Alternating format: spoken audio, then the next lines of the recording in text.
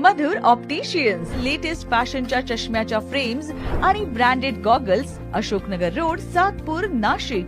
आपण पाहतात सार्थक news. Satpur colony येथे हिंदू सभा कार्यक्रम उत्साहात संपन्न. शनिवार दिनांक 7 रोजी सायंकाळी जिजामाता चौक, सातपूर कॉलनी येथे हिंदू सभेचे आयोजन करण्यात आले होते. या सभेला परिसरातील नागरिक व कार्यकर्त्यांची मोठ्या संख्येने उपस्थिती लाभली. कार्यक्रमास अत्यंत उत्साहपूर्ण वातावरणात पार पडला. हिंदू समाजामध्ये एकता निर्माण करणे, जातपात, भाषा, इतर भेद विसरून सर्व हिंदूंना एकत्र आणणे तसेच समाजातील विविध सामाजिक प्रश्नांवर जनजागृती करणे हा या सभेचा मुख्य उद्देश होता. हिंदू धर्माची परंपरा, संस्कृती आणि राष्ट्रभक्तीची भावना अधिक बळकट करण्यासाठी या कार्यक्रमाचे आयोजन करण्यात आले होते. या सभेसाठी प्रमुख वक्ते म्हणून हबप हिंदूप्रेमी शिवा महाराज आडके उपस्थित होते. तसेच श्री सज्जवेदी कुलकर्णी व सौ रश्मी पाठक यांनीही उपस्थितांना मार्गदर्शन केले. यावेळी वक्त्यांनी हिंदू धर्माची महान परंपरा, संस्कृतीचे जतन आणि समाजातील ऐक्याचे महत्त्व यावर भाष्य केले. तसेच सध्याच्या सामाजिक घडामोडींविषयी माहिती देत समाजाने जागरूक राहून एकत्रितपणे कार्य करण्याचे आवाहन करण्यात आले. कार्यक्रमात सातपूर परिसरातील अनेक कार्यकर्ते, तरुण, नागरिक, महिला मोठ्या संख्येने उपस्थित होत्या. या सभेमुळे परिसरात धार्मिक व सामाजिक विषयाबाबत जनजागृती होण्यास मदत झाली असून समाजात एकतेचा संदेश देण्यात आला. जेव्हा आपल्या देशावरचं इंग्रजांचं राज्य येईल आणि आम्ही कायम जागे असू, आम्हाला आमच्या शत्रूंची चाहूल लगेच लागेल आणि आमची ताकद एवढी वाढेल की कोणी आमच्यावर आक्रमणच करणार नाही. आणि त्याच्या पुढे जाऊन आम्ही अशी हिंदूंची शक्ती उभारू की जी हिंदूंची शक्ती सगळ्या जगाला सांगेल की स्वतःच्या स्वार्थासाठी एकमेकांवर आक्रमण करायचं नाही. मला तेल पाहिजे म्हणून मी इराणवर आक्रमण नाही करायचं.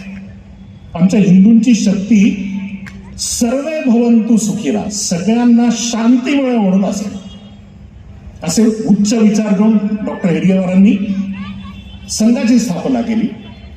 5 मुलांना घेतलं, 10 मुलांना घेतलं आणि छोटीशी शाखा खेळायला सुरुवात केली. डॉक्टर झालेला माणूस सगळा समाज म्हणत होता की डॉक्टर हेडगेवार नावाच्या माणसाला वेळ लागला. 5-10 पोरांना घेऊन कबड्डी खेळून तो संघटनेची स्वप्न बघतोय.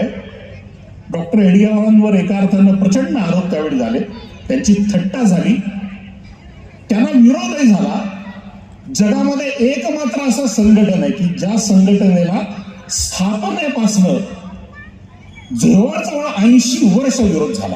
कुठलंच उदाहरण नाही जगामध्ये. इतकी हेटाळणी, विभाजनाचे आरोप, सांप्रदायिकतेचे आरोप, दंगे केल्याचे आरोप.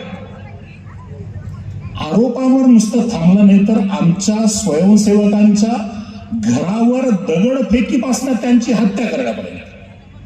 इतका प्रचंड विरोध करून सुद्धा आमच्या सगळ्या संघाच्या त्यावेळच्या अधिकाऱ्यांनी, नेत्यांनी तुमच्यावर दगडफेक झाली तरी सुद्धा आपण उलटा प्रतिकार करायचा नाही, कारण जे करतायत दगडफेक ते हिंदू आहेत.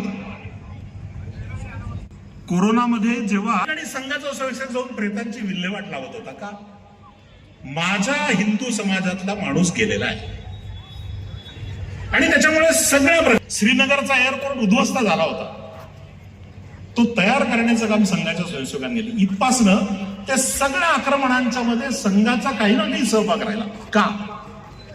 शिकवण की या देशासाठी मला मरायचं नाही, प्रसंग आला तर मरू पण जगलं पाहिजे, रोज काहीतरी केलं पाहिजे. ते आपण केलं. स्थान मिळत नव्हतं. बांगलादेशी घुसपेटी लोकांनी, मुसलमानांनी सगळ्या आसामच्या गावांवर कब्जा केलेला असताना, आया बहिणी असुरक्षित असताना त्या ठिकाणी समाजाला संघटित करण्याचं काम संघाने केलं. झेंडा हा संघाचा गुरु आहे. डॉक्टर हेडगेवार गुरु नाही, गोळवलकर गुरुजी गुरु नाहीत, व्यक्ती नाही. भगवा ध्वज हा गुरु आणि स्वयंसेवक संघाचं काम चालावं म्हणून काम केलं. त्या कामाची आता समाजानं दिलेली पावती आहे. काहीच नव्हतं आमच्याकडे.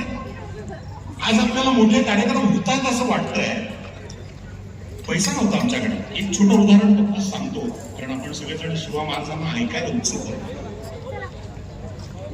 माधवराव मुळे नावाचे संघाचे ज्येष्ठ विचारक सरकारला डॉक्टर हेडगेवारांच्या बरोबर 100 या चॅनलला आपण शेअर करा, लाईक करा आणि सबस्क्राईब करा.